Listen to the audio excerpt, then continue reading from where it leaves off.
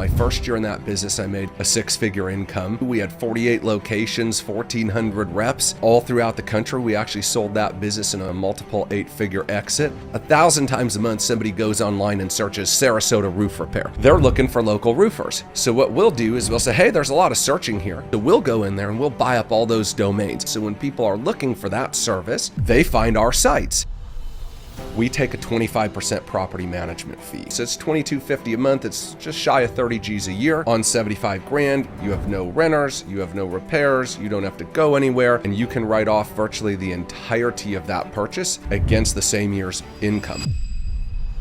Most of the people listen to me, aspiring multifamily investors, they just haven't taken action. What might you suggest to them that might aid them in making a move? Welcome to another edition of Lifetime Cash Flow Through Real Estate Investing. I'm Rod Cleef, and I'm thrilled you're here. And we are going to have a very interesting guest on today. His name is Ian Puckner. Now, Ian has pretty much done it all. He's what he calls himself a serial entrepreneur, like myself. He's a consultant. He's a speaker, best-selling author. He has bought and built and sold businesses in the eight-figure range, exits. And we're going to have a wide-ranging conversation. It's not going to just be real estate. It'll be about business in general. And he happens to live here in Sarasota. So I'm like, dude, I see him on Instagram every freaking day. I'm like, let's get together and have an interview because you're an interesting guy. So welcome, brother. Hey, Rod, thank you so much for having me. Yeah. Excited to be on. Yeah, thank you. So why don't you do a better job than I could possibly do in talking a little bit about your history and where you started and what you've done and where you are now. And sure, let's do it like that. Yeah. So I started off as a pastor. I was a pastor for a church up in Michigan, which is where I'm from. I was a music pastor, so I wasn't a speaking pastor. I ran bands for a big mega church. And if anybody in your audience is a musician, they would know, like, if you can be a musician and make enough money to survive playing music, you're like the happiest person on earth. And that was me. I love what I did. It wasn't really a job. And my wife and I were newly married. We both worked for the church up in Michigan. And Detroit got super hard hit in the Great Recession, right, in 08, 09. It started hitting Detroit about a year previous to that. And so working for the church, charitable giving just stops when things get tight and things got bad. I ended up taking some pretty big pay cuts there. I was working a couple jobs on the side just to make ends meet. And we were on thin ice financially, and we fell through the ice. And I'll never forget, I needed to make $250 a month. That was my shortfall. Wow. And so I was starting to look for how do I make a couple of $100 a month. So my best idea that I could come up with was to be a night manager at Rite Aid. And I was going to work 3 midnights a week for $14.55 an hour at the time. And after taxes, that would net me out my $250 shortfall. So that's what I was going to do. And my boss at the church, his name was Steven, he came to me one day after cutting my pay, and he's like, hey, Ian, are you still looking to make extra money? I said, with all due respect, you are my boss, but you see what you pay me here, right? Like, that is the stupidest thing you've ever asked me. Of course I'm looking to make some extra money. And he says, there's this guy that goes to the church. He does this thing. You could do it part-time. You'd probably be good at it. And I figured, well, I couldn't make any less money than I'm making here at the church. So I called this guy up. And I'm like, hey, my name's Ian. You probably recognize me being on stage at the church. My boss told me you might have an opportunity. He said, sure, come on by. I said, when? He said, how about in an hour? So it was a Wednesday afternoon in August of 2007. And I pulled up to this guy's house, right? He had this big castle-looking house on the lake. And I was super middle class. Nobody in my family had ever made six figures. Nobody in my wife's family had ever made six figures. We were middle class, middle income. We didn't really have any associations, no real wealth to speak of. And I pulled up to this guy's house, and no joke, I'm like, if he's not selling drugs to kids, I'm in. I don't care what he's doing, really, because I was smart enough to learn that, like, hey, this guy knows something about making money that I don't. Right. And so he was in the financial space. He offered to mentor me on a part-time basis. I figured, what do I have to lose? So I got started. My first year in that business, I made a six-figure income. And it was like life-changing. So financial space, you got your series license and started doing financial planning. Insurance and investments and all of that. Yep. Okay. And so started in that. 2007, went full-time in that business. Fast forward to 2022, we had 48 locations, 1,400 reps all throughout the country. We actually sold that business in a multiple eight-figure exit. and no longer have that. And along the way, about 7-8 years into it was really on autopilot. I had a great leadership team in place. We had good systems. We had some good software that we had built to help manage the team and manage that client base, which was close to 100,000 clients at the time we sold it. It's a pretty big entity. And so we built that all out, and it was sort of on autopilot. And I'm just like a creator, right? Like probably like you. Entrepreneur mindset. I can't sit still, right? My wife's like, you should take a break. 3 days and I'm like, I got to do something. I got to find it. So I started buying real estate and putting it up for short-term rental. I started doing some flips. I built a pretty big house that was just sort of like fun. I think I built it and sell it. I started writing books and producing courses and doing some coaching and consulting, and that's sort of where I ended up. And a couple of years ago, a couple of friends of mine from the finance business called and said, hey, we want you to consult for a new idea that we have. They were building basically a digital, a tech financial product. And I loved it. I saw it and I thought it was like lightning struck me. This is a great idea. It's super simple. It's making a lot of money. This could be a really like a blue ocean scenario. Nobody's doing this. We're the first here. And so we went to work on that. We took that business in 2 years, done about 75 million in revenue, no ads, totally from scratch with a commission-based sales team that we built. And we're just really starting to ramp it up. So that's the digital real estate. Yeah, that's the digital real estate business. So I asked him what he was doing before we got started, and he says, I'm doing digital real estate, and I'm thinking, okay, maybe they'll fractionalize real property. No. He's talking about digital assets, but you're using the moniker real estate.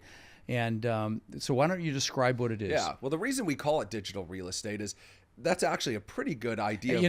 What it really is. Now that you sit and think about it, once you hear what it is, you'll see it is a good name. Yeah. So what we do is digital real estate. The best way to understand it is these are lead generating websites that produce a cash flow by selling the leads they generate, that are owned by third-party disinterested owners. These are people who are just looking to have a cash flow that is passive in nature, and they don't want to deal with renters. They don't want to have millions of dollars of leverage out there. So it's an asset that they can buy for a relatively small amount of money that produces multifamily-esque cash flows.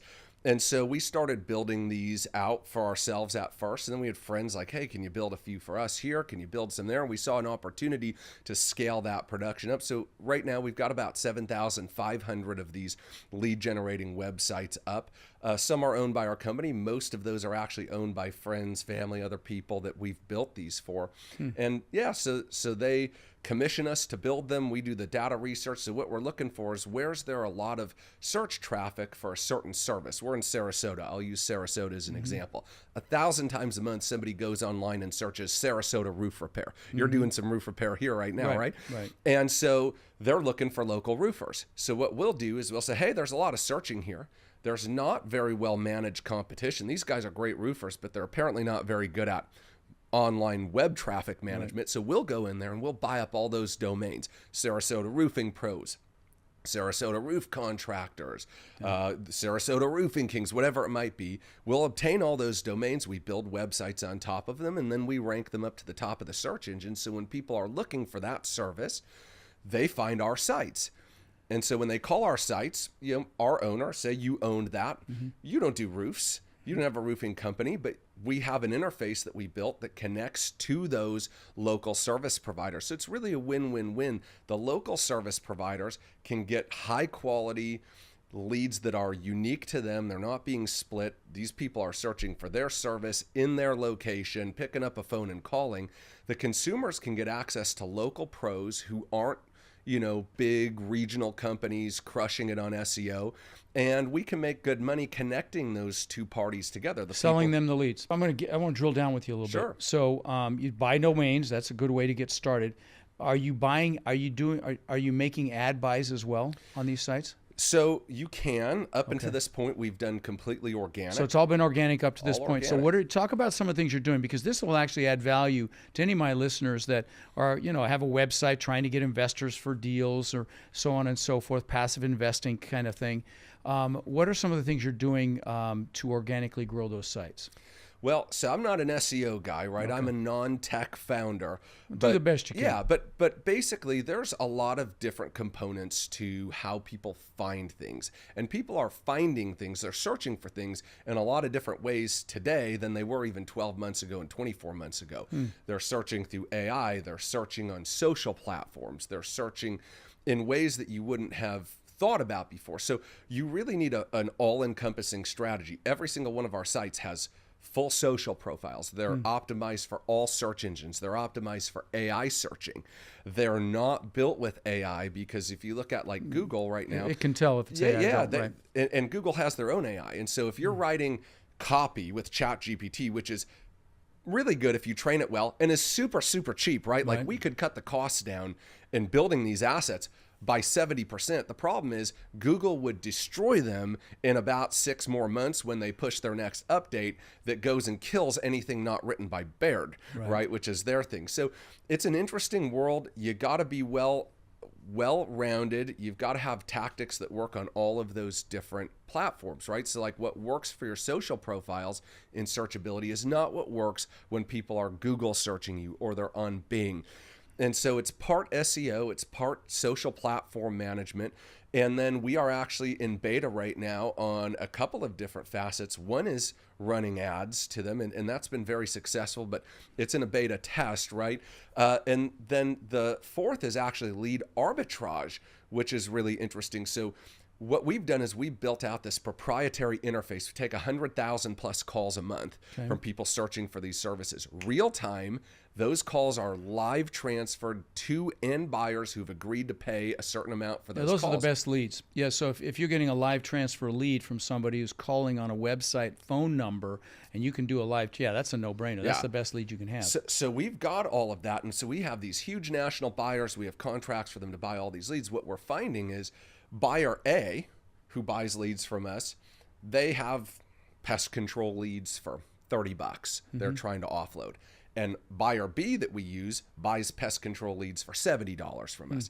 So we can actually buy from buyer A and sell to buyer B and route through the sites and create an arbitrage that is really interesting. And as far as we know, we're the only people out there in that space doing that right now. That's also in beta, but we see a great opportunity to scale these things much more quickly and put them on steroids as it relates to the income they can generate. So how many roofers would get a lead from a website? I'm assuming more than one. And whoever gets it first. So they're exclusive. They're exclusive. So we have what's called a ping post bid system. Okay. It's really pretty phenomenal to look at the technology that's involved in being able to do this all real time. So let's say you owned DallasConcretePros.com, hypothetically. I don't even know if that's one of our sites, but let's just say you own that. Okay, you're not a concrete guy, and that site gets a call from somebody in Dallas, presumably looking for concrete. Real time, that gets ping post bid on by every concrete contractor in our network in Dallas. And one guy bids $10 and one guy bids $22 and one guy bids $35 and one guy bids $50. Real time, that $50 bid is accepted, live transferred over. This is done while they're on the phone. Real Holy time. cow, that's cool. Yeah, 100,000 times a month right now. On our way to 200 and 300 and eventually 1 million and multiple millions of times a month. Interesting. Wow, that's fascinating.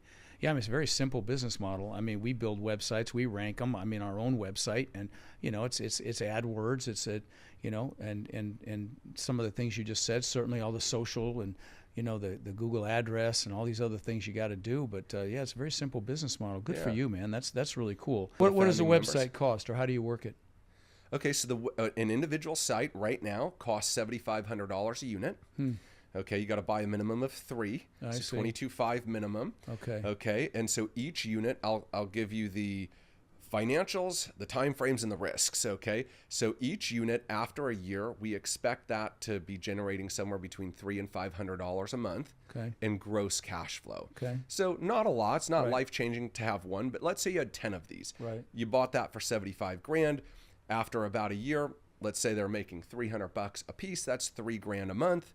We take a 25% property management fee. Okay, so it's $2,250 a month. It's just shy of 30 G's a year. On $75,000, you have no renters, you have no repairs, you don't have to go anywhere. if you're a business owner and you buy these through an existing business entity that has existing cash flow, you can get a cost segregation and you can write off virtually the entirety of that purchase against the same year's income. So it's an advanced depreciation. How do you do a cost seg on a website? So what happens is the $7,500, some portion of that is spent obtaining a domain. That's an asset. It's got to be depreciated over time. Everything else. You can depreciate intellectual property assets? Sure. You can depreciate, but you don't even need the depreciation. Just forget you even want to do that, because such a small amount of that $7,500. Let's say that $7,500 we spent $50 on the domain. Okay. You can't write that off right now. It's got to be depreciated. Okay. The rest of it is servicing, writing copy, building the site, SEO management, social platform management. All of that is no different than you hiring an SEO company to run your website. And that's a deductible expense to operate. Well, it's deductible. Okay, you said cost segregation.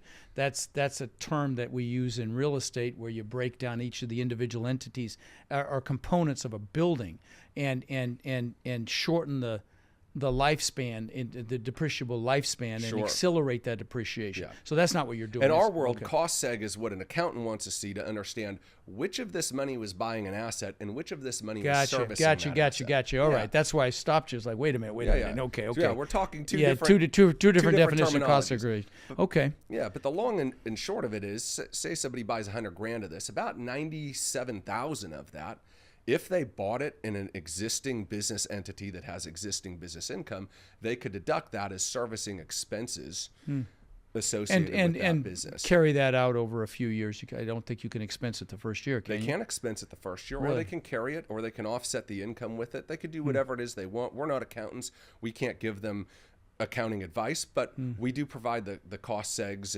and let accountants know, here's how these are standardly handled. Okay. Yeah, but it's a nice tax benefit to people who are high income. They're trying to figure out how to get rid of some of that income, and they don't want to buy another G-Wagon or something else, to depreciate. Interesting. Yeah. Interesting. Well, that's a very cool business model, and I know you guys are thinking, well, this doesn't have anything to do with multifamily real estate, and I know it doesn't. So this is more me satisfying my own itch to find out what Ian's all about and see what he's up to. So, I still think it's a fascinating conversation. So I know you've done some real estate. You've done some Airbnb. You've got a place in Costa Rica. You've got a beautiful home on the beach here in Sarasota. And I know you had some Airbnbs on Siesta Key, on canals that you sold. And so I know you've got a book coming out here as well. Let's talk about that book for a minute. What's it titled, and when do you think it'll come out? Yeah, it's called 12 Words That Change Everything. Okay. And it's coming out September, October. It's just with the publishers right now, doing some final tweaks on formatting. And it's essentially a book about 12 words that in my life have been instrumental in creating the success and the freedom and the peace and all of the things that we've been able to build that aren't taught in school. There's a lot of ideas taught that don't help us at all. And there's a lot of things that people pass over, like resilience, right? Like relevance, like tenacity, like truth, where we just sort of scoot over that. But those are the very things that it takes to win in America today. You've got to be able to stick it out past everybody else. You've got to be able to handle setbacks and negativity and challenges and handle them positively. You've got to be able to look at cause and effect and judge that accurately. And if you don't, you're going to have a lot of problems in life. And they don't teach us these things. So it's sort of an expository on these 12 words, these 12 ideas that I feel are really instrumental in helping you get where you want to go in life. Let's go through a couple. Yeah, sure. You mentioned truth. Talk about truth for a minute. Yeah, truth. What does that mean in your definition in your book? So truth is the foundation on which basically all human cooperation can exist, right? It's a set of agreed upon actualities, right, that we can understand, that we can see repeated.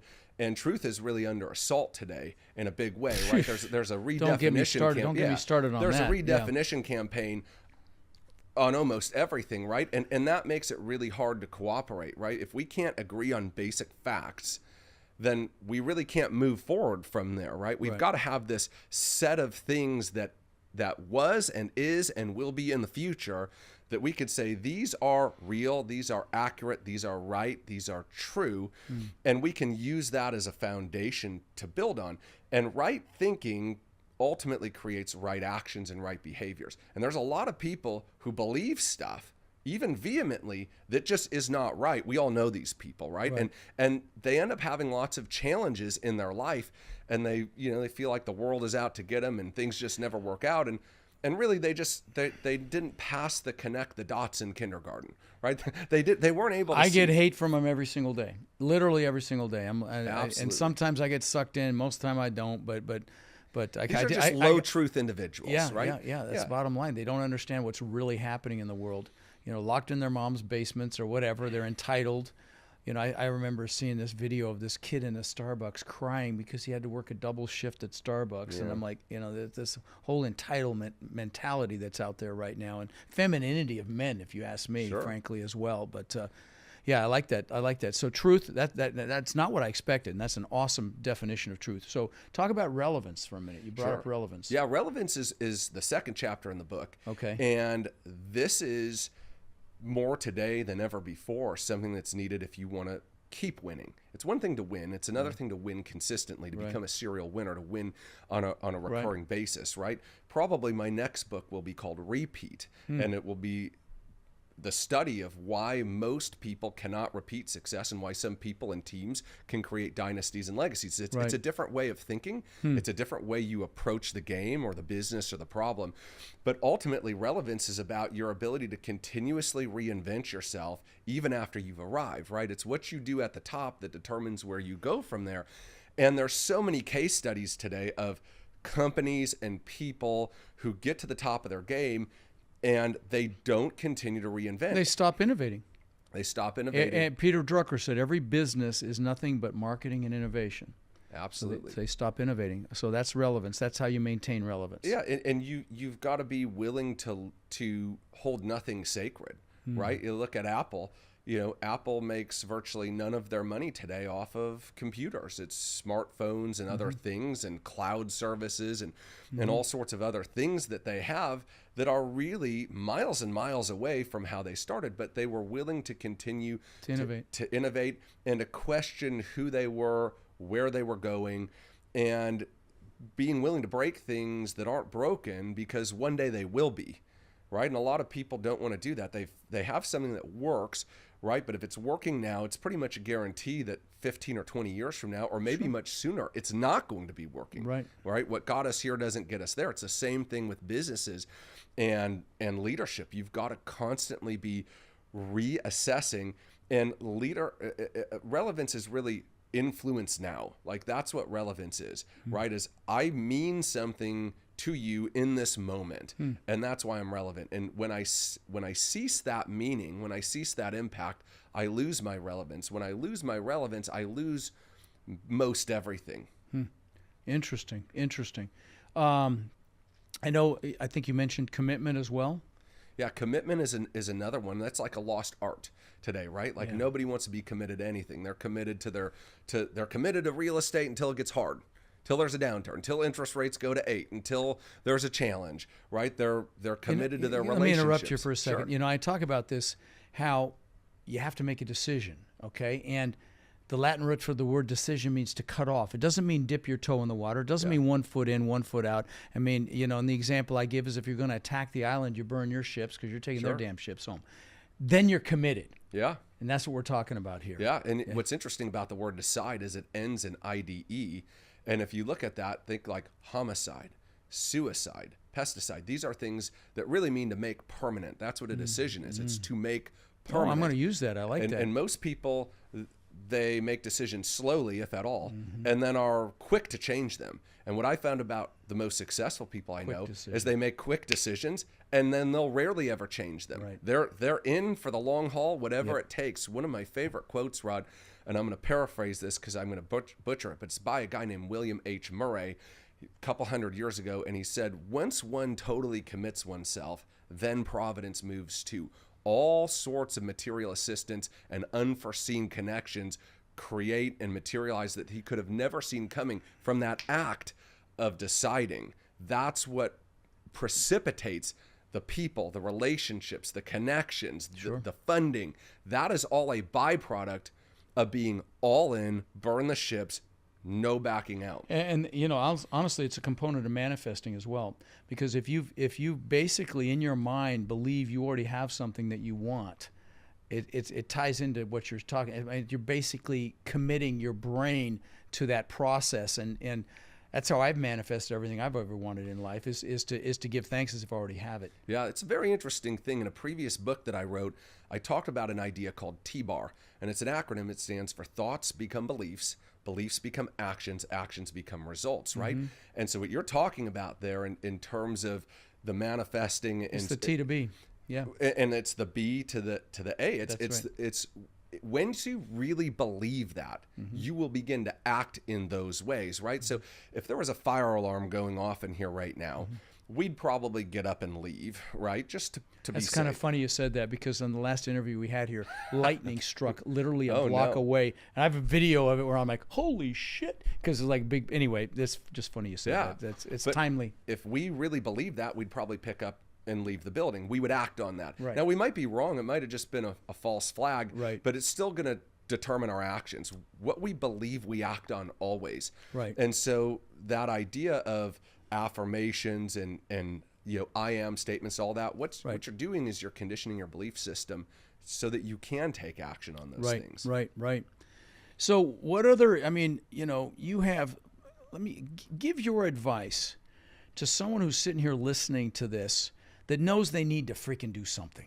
Yeah. They know they need to get off square one and make something happen. And most of the people listen to me are, aspiring multifamily investors. They see, the success that my students have. They see, they hear about it, and they just haven't taken action. What might you suggest to them that might aid them in making a move? Sure.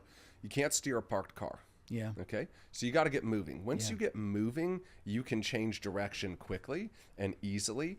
When you're at a standstill trying to crank that wheel, you're going to exhaust yourself, and you're still not going to go anywhere. You're just going to move the wheel left or right. And so action is everything, right? There's nothing that cannot be overcome with massive action. Skill set deficiencies, lack of funding. If you talk to enough people, if you shake enough hands, if you shake enough trees, something's going to fall out of that. And that's how I built my first business. There were so many days I didn't know where to go, how I would get another client, where I'd find another agent. I thought I was out of business. And I'd go in my neighborhood and I'd door knock and introduce myself. And sure enough, one or two of those people be looking to do something. Hey, I just left my job. And you just got to go and make things happen. You can't wait for things to happen. My most successful students by far are the ones that take massive freaking action. They're not the smartest. They're not the most well-connected. They're not the ones that start out with the most. None of it. They just take massive action, and they're the most successful students I have. And they end up with the best relationships and the best things. Sure they do. Because the action, the byproduct of the action is the skill set they're waiting on to take the action. Yeah. That's right. So, That's right. So they think, well, if I knew more, listen, you're never going to know everything you need to know, right? I call this basically an action threshold. I actually talk about it a little bit in the upcoming book. Every one of us has an action threshold, or an amount of knowledge or skill or certainty that we feel like we need to have before we make a move. Yeah. And the analytical people, it's even more pronounced. They have to check off every single box. Exactly. And so their action threshold is high. In other words, there's a lot that needs to be overcome before they'll move. Right. One of the keys to leadership and success is to systematically lower that action threshold, where you trust yourself and your instinct and your work ethic, your abilities, and your fight, and your tenacity, and your grit. When the higher level of trust you have there, the lower level of action threshold you need, and then you can take action much more boldly and much more quickly than you were doing before. And there on the other side of that are all the lessons you've been wanting to learn. What you were waiting for is there on the other side of the action. Oh, great example, great definition, a great way to describe that. So those of you that are analytical, I hope you heard. If you need to rewind and listen to that again, listen to that again. That is a great way to define what locks a lot of people up and how you get past it. So, this is going to be a real general question for you, but Talk about any epiphanies you've had in your journey, and about any aspect of life or business or whatever. Sure. Aha moments. You're like, holy shit, now I get it. I had a couple of those earlier in my business career. So I was stuck making around $300,000 a year for a couple of years. This was back in 08, 09. So that wasn't bad money in Michigan. I was 25 years old. It wasn't bad, but I was stuck nonetheless. Like, we all get stuck at different places. And I was really good at what I did, but I wasn't duplicating that well. I had not invested into taking my brain and putting it on paper, having SOPs, having KPIs, having accountability systems, having metrics that I could watch that were looking at the front end of the business. And so I actually hired a coach back in 2009, and that's what he worked with me on.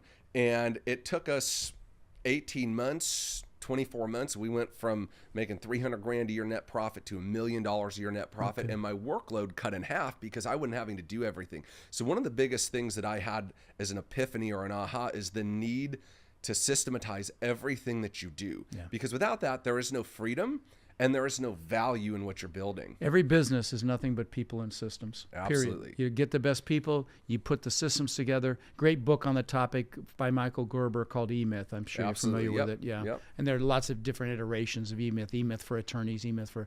Yeah, so you're a very driven guy. How old are you? I just turned 40 2 days ago. Damn. I've got socks that have 2 decades on you. So you're a very driven guy. Where does that drive come from? What's the why? What makes you freaking jump out of bed in the morning? That's a great question, and it evolves over time. Oh, of course. Yeah, it evolves over time. What I always tell people, Rod, is hunger is a discipline. Okay, if you stuff yourself full for Thanksgiving dinner, you don't want to go to Little Caesars Pizza 2 hours later. You're full, right? And most people are full with average and ordinary and okay. And they don't have any room in their life for the truly great and the truly spectacular. So one of the things that I'll say is part of it is some wiring. Like, I remember being in 3rd grade, and every Wednesday I would walk a half a mile after school to the American Legion Hall for the baseball card show. And I had talked a guy named Rich into giving me one of his 3 booths, and I would buy and sell baseball cards. By the time I was in 6th grade, I had 60,000 baseball cards. No kidding. Yeah, I mean, it was tens of thousands of dollars of it. And that's just like what I did. I got into music. I wanted a guitar. I figured at $10 an hour, this is how many hours I need to work. Who will pay me $10 an hour, and what should I do? So I started gardening for neighbors and landscaping and doing. I've always been able to see something I want and then figure out how to go get that. And most people don't know what they want. They're unclear, right? When the why is clear, the how-to appears. When you are dialed in on what you want and why you want it, it is emotionally connected with you. You will find a way to go and obtain that. Most people just aren't very clear on the why, or they don't really believe that that could happen for them. And so for me, it's been a constant process of, I talk about goal setting and vision on like this continuum. And we want to be in this sort of sweet spot where our vision and our goal pulls us. Like, most people are on one side of the continuum or the other. On this side, you have goals that they shouldn't even be called goals, right? It's like, hey, I can easily do these tasks, and they're so small that it doesn't change your life in any meaningful way, even if you get it. So there's no gravity there. There's nothing pulling you. On the extreme other end of that are things that are so big and unbelievable that your subconscious rejects it. It says, nope, you're not talking to me. I'll be a billionaire. Right. Yeah, you're not talking to me. And so nothing happens. What we're looking for is this sweet spot that has both gravity and believability, right? And so what happens, Rod, is when you start moving down that continuum, what happens is you can expand the outside metric of that continuum. Sure. Success will cause you to expand that outside metric, and the things get bigger. I used to have a sign above my bed that says $100,000 a month net income. It's $1 million now. It's been there forever, but I know you believe in mentors. Talk about any mentors that you've had over the years. You're a mentor, obviously, now, as I am. But talk about the value of mentors and maybe some of the ones you've had over the years. Yeah. So mentors are the cheat code. Right? Because you can learn by your experience or other people's experiences, right? Okay, so my very first mentor I had was my boss when I worked at the church. His name was Stephen. He was a young guy, but he was really, really smart. He'd built and sold a couple of businesses. He traveled all over the world. Just a genius sort of guy. Okay. And he got me started on self-development. He gave me a book by Dr. Brian Clemmer. It said if how-tos were enough, we'd all be thin, rich, and happy. And it was just this little teeny booklet. And it taught me about cause and effect and how things really work and how we can think about things to bring things about, right? What we think about, we bring about. Right. Yeah. And that was sort of my start. That one book caused me to question my supposed lot in life, right? I was not a victim. I was not stationary. I could do something about this. And if I got better, things would get better. There aren't very many people that really believe that. They think, well, what's the point? What's the point of me learning this? What's the point of me investing in Rod's Bootcamp? What's the point? All they're saying is, I don't really believe in cause and effect. I don't believe that better information, better relationships, and better systems will get me better results. But that's not the case. Or they don't believe in themselves. Yeah, absolutely. Yeah. So, he was probably my first mentor in the finance business. Man, I was so blessed to have a number of mentors who were well beyond me in terms of years, but also they were Deca or centimillionaires, great families. They had everything that I wanted in my life. I thought when I looked at these guys, I'm like, man, if I could ever be half the man that he is, that's all I could ever want in my life. Wealthy and with a family that loves them. Did you approach them to help you, or did you retain them and pay them? That's a good question. Yeah. So in that business, I earned my way into relationship with them. Gotcha. So what happened is I studied their material from abroad. I would buy their CDs, or I would listen to it, and I would learn from it, and then I would act on it. And then as I started getting better and better results, pretty soon these same guys would reach out to me and say, hey, would you come speak for my group here, or would you come do this over there? And so I ended up building really close personal relationships with almost all of these people over time, because I had been a student of their work and then implemented it. It'd be like somebody coming to you and saying, Rod, I took one of your boot camps. You didn't know me, but I have $500 million worth of multifamily now based on what you taught. You'd probably say, hey man, come to this next boot camp and talk a little bit about your experience. How did you do that? Of course. So that's basically what I did. Basically what happened. Yeah. So you said tapes. Was this business similar to like an MLM type of thing? Sort of. It's an agency. It's Okay. like real estate. Okay. Yeah. So I had agents. I had 1,400 agents, right?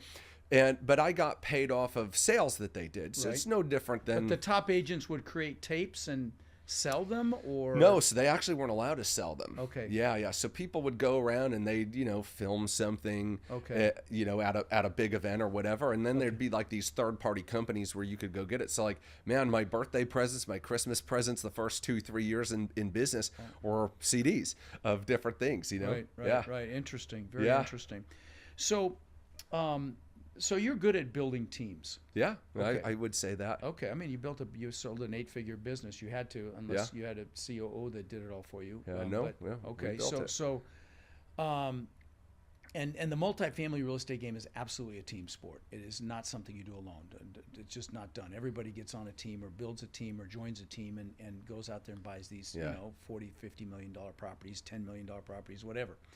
So how do you build a team? Talk about team building. Yeah. So it starts with who you are and where you're going, and being able to make sure that your dream is big enough that other people can fit their dreams inside. Good answer. Right? So that's where it starts. Starts with a vision. Yeah, because if people don't know where you're going, then any path will get you and them there. And so people want to be a part of something that's bigger than them. They want to be a part of something meaningful, something that moves them in their life in some way. And so if you can provide that to them, that they will find a home with you. So that's step one. Step two is integrity. You can attract people with a vision. You keep people with integrity and honor, and bending over backwards to make sure that you're doing the right things for people, even beyond what even when it hurts. Even when it hurts. I'll never forget, one of my mentors told me, and this is a long time ago, with the founder of the company that we built, who's now a multi-billionaire. He said, I walked in, my commissions were $1,500 short. I walked into his office. He was in the middle of a meeting. He said, Bill, what do you need? He said, well, my commissions were $1,500 short. He said he just opened his checkbook and wrote him a check. Didn't want to see it. Just said, I trust you. Here you go. And this was this sort of, he said it was $1,500. $100 million later, that one little act that said, I'm good for this. I'm going to do what I say. I'm not going to question you over this little stuff. That stuck with him all those years, that when he picked up and moved his family to a completely different state to start to make sure that they were not, just in one place, had to start all over again. That sort of thing. Like, this guy's going to do the right thing for me. That built that culture. Yeah, absolutely. So that's the second thing you need. And then the third thing you need is some results. So before you go into results, just integrity for a minute. I mean, that's our number one core value. I think it should be the number one core value in anything that you do. There's a book by a guy named Huntsman. Oh God, now the name's escaping me. Doggone it. But it's just about doing what's right. It's a small little book. Look up Huntsman, guys, if you're listening, about integrity. It's an incredible book, a billionaire that wrote it.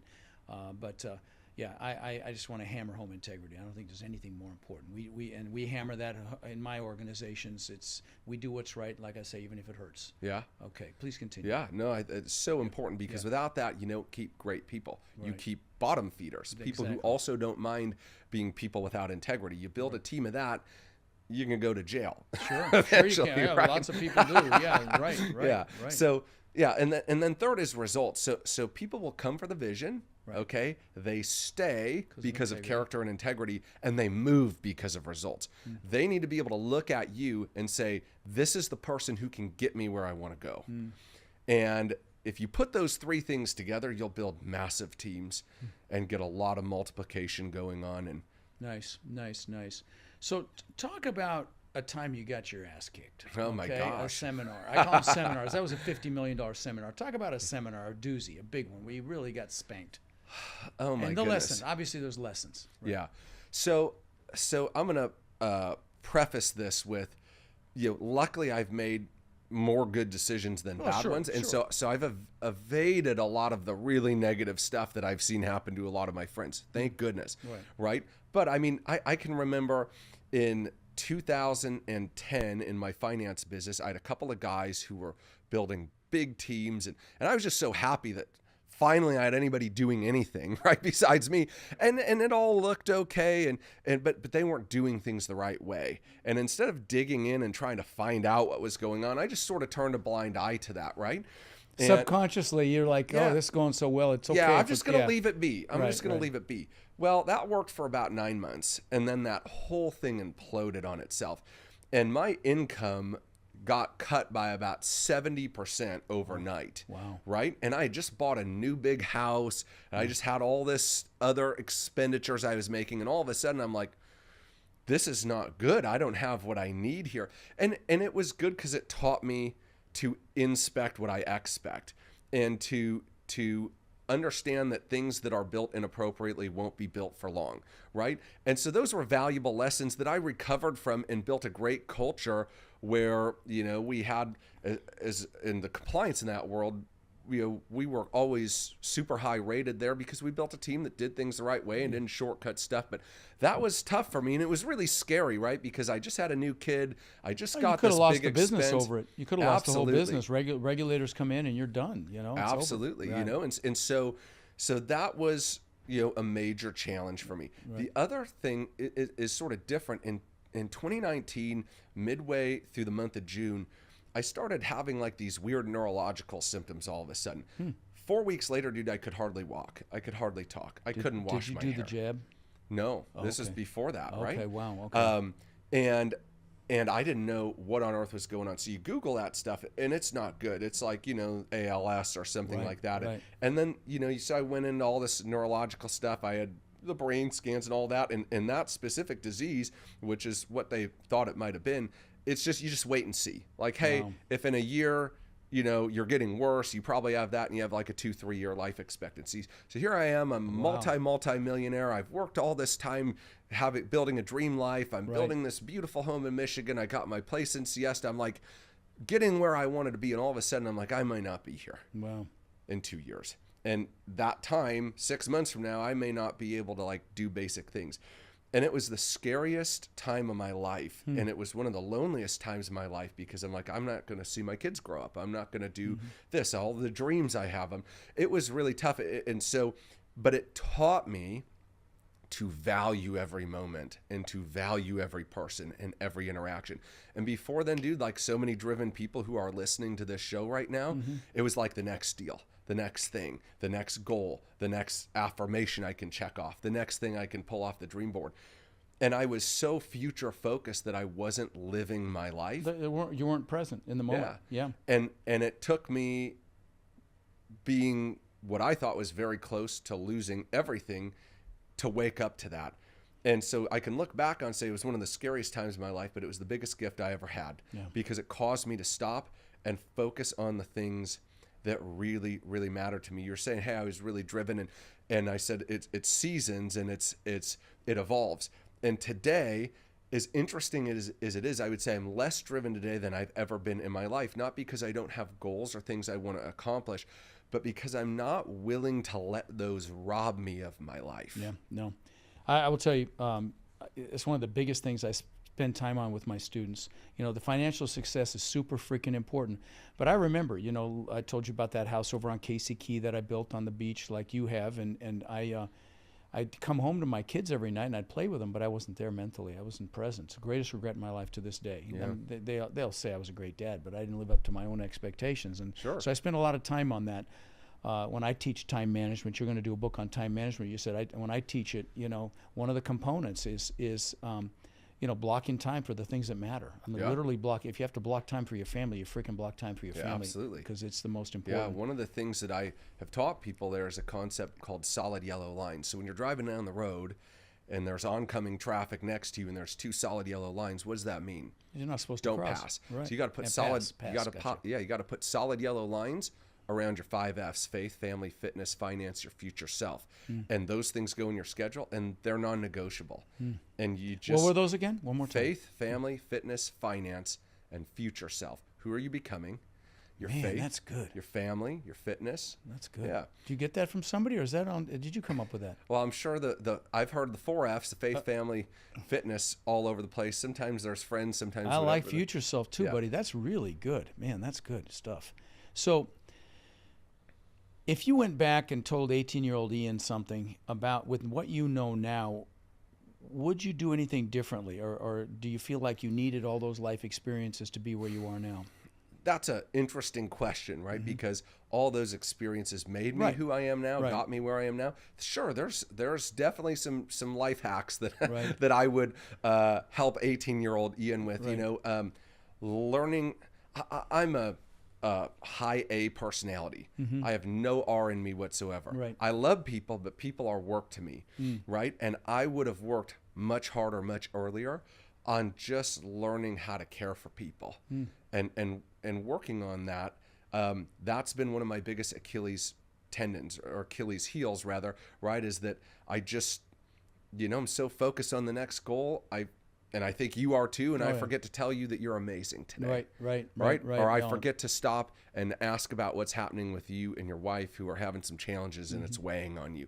And so I would have done that much, much sooner. The second thing I would tell myself is invest in a coach or a mentor much earlier. I mean, I used that sort of as like my last resort when I was stuck, instead of a cheat code to move more quickly, more, you know, really, sooner. You're basically just paying for speed. That's really Absolutely. it. I mean, can you do it yourself? Yeah, it's going to take a lot longer. But Michael Jordan had 5 coaches at the height of his career. Okay, best in the world with 5 coaches, right? Nutrition coach, relationship coach, head coach, assistant coach, you know, physical therapy coach, or whatever. And you're paying for speed, but you're also paying for longevity and relevance, that's right? true, Because too. what's interesting about Jordan, at the time, he's the best basketball player in the world. Right. Yet he has coaches. Think about Tiger Woods at his prime. Best golfer in the world, yet he has coaches. By default, the people coaching him are not as good at executing on said thing, but what they do is they help him see blind spots. They help round him out. They help him create rhythm and longevity and sustainability and physical health.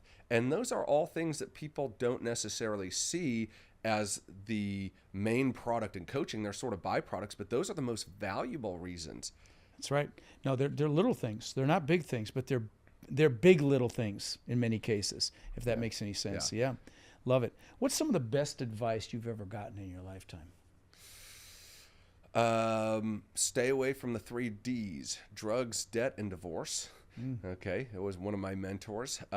Save Myself Broke was another one of my mentors.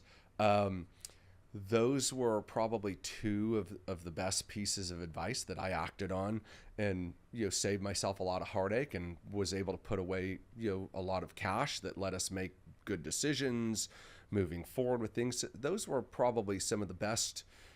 Save Yourself Broke. Save Yourself Broke. So one of the things that one of my mentors encouraged me to do, we all have capacities, and once we hit that capacity, we pull back from it.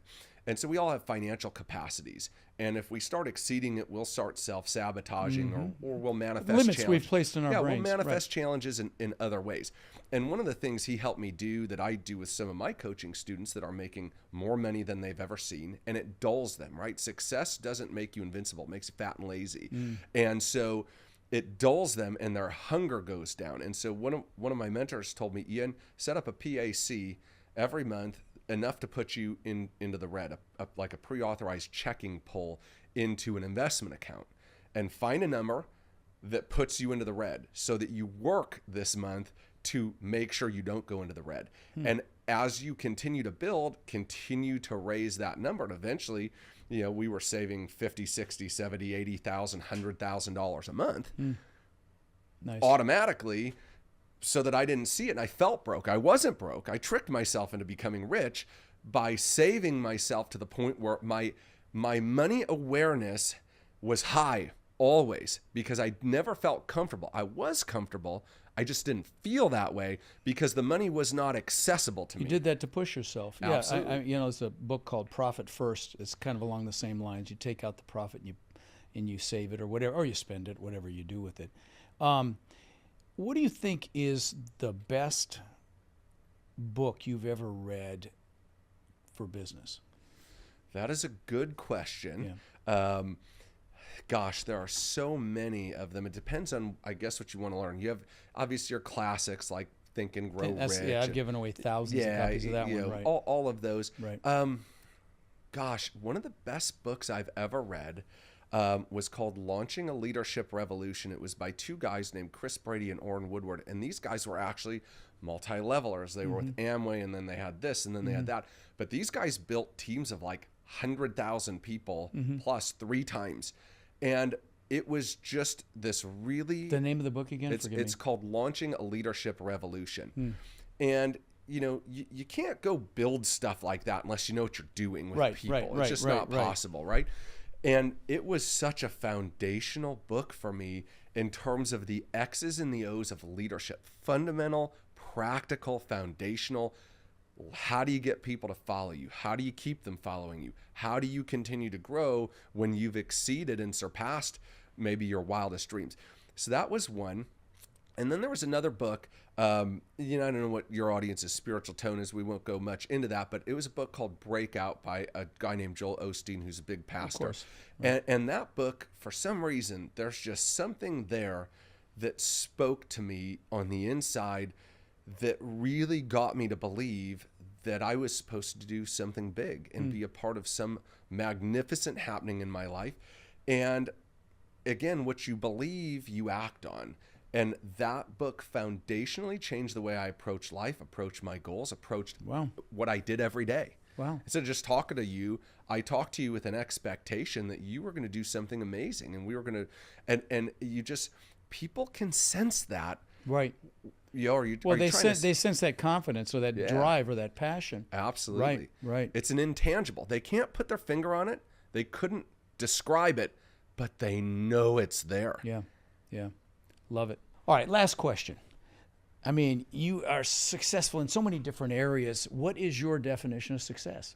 That is a great question. I think it's changed throughout my life. I think it depends where our values are at different times, but I'm going to go back to Coach John Wooden's definition of success. He said, success is the peace of mind that you get from knowing that you've done your best to be the best that you're capable of being. And that is one of my most foundational beliefs, right? That like, look, he said something in They Call Me Coach. He said, when you're doing your best, really your best, you're giving everything you have, there's no scoreboard that can label you a loser. And when you're not, there's no scoreboard that can label you a winner. You might beat some other people, but you're not living up to your full potential. No, And you're that's good. winning, but you're not succeeding. And my goodness, there's a lot of people out here winning today, but they're not succeeding. They're winning in an area, but they're losing in some other places. And so success to me, really, Rod, is the 5 F's, right? Yeah. You're winning in your faith, you're winning with your family, you're winning with your finances, you're winning with your fitness, and you're winning with your future self. Yeah. And I really believe that those 5 things, they're locked in together, right? Oh, and sure they are. That winning in one and losing in another is not a win. One of the things we do at my boot camp is we do is like wheel of life, and you rate all these different areas and how you're doing, and and you mark 0 to 10 from the middle on the outside, and you look at it like a wheel. You shade in the inside, you look at it like a wheel, and is it going to be a smooth ride? Because all of those factors come into play. Yeah. Good stuff, brother. I've really enjoyed this conversation. Yeah, it was man. a lot of fun. You're a sharp guy. Yeah, appreciate you coming on and coming over, and great to meet you. Hell, we live in the same town. It's I know crazy not to have met. we've got a lot of the same friends, and Yeah, hey, right. let's Crazy. get together. Yeah, right? for sure. We've got to do that. Well, I appreciate you, brother. Great to meet you and spend some time with you. Thanks, Rod. Yep. So one other quick thing. We encounter so many people that are frankly frustrated. They're looking in the mirror and they're frustrated that they haven't been able to escape the rat race. They haven't been able to build cash flow to the point where they're able to have financial and time freedom with their families. And maybe they see other people buying real estate and creating, incredible cash flow, and they think, well, it's just scary. Buying apartments is intimidating. And I get it. See, that's why we created our Warrior Mentorship program. They're our coaching students, and they've had extraordinary results. My students, I've been teaching about 5 years and own upwards of 140,000 units now that we know of, right? And we feel like it's just getting going. Now we're looking to grow this group and really take it to the next level. And honestly believe that the greatest transfer of wealth could be upon us right now with this current economic environment. Everything's going on sale. So we're looking for people who want to follow a proven framework, really like a blueprint or a map, literally step by step. And then they're able to leverage our systems and our incredible network to raise money and equity, to find deals and close those deals and build partnerships, really nationwide. So if you're interested in finding out more about how you can become more in our incredible network and take advantage of the unbelievable opportunities that are upon us, you can apply to my Warrior Mentorship program by texting the word CRUSH to 72345, or you can go to mentorwithrod.com. And what we'll do is we'll set up a call so you can check us out and we can check you out and see if it's a fit. Now, again, you can go to mentorwithrod.com or text the word CRUSH to 72345 to apply, and we will speak soon.